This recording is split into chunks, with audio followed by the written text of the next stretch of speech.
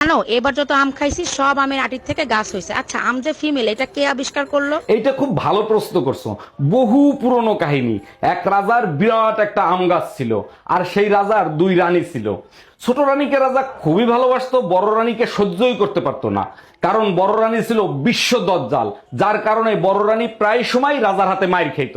একদিন রাজা রাগ হয়ে বড় রানীকে এমন মার মারছে, বড় রানী রাগ হয়ে সেই আম গাছটার নিচে গিয়ে বসছে। এই জিনিসটা আবার রাজামশাই দেখতে গেছে।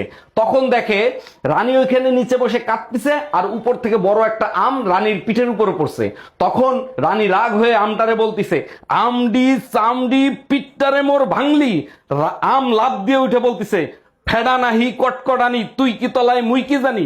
রাজা এই জিনিস দেখে সে বলল, বিশ্ব দজ্জালের সাথে যে তর্ক করতে পারে সে মেল হইতে পারে না, ফিমেলি। এখন আর রাজাদের শাসন চলে না, এখন রানীদের শাসন চলে।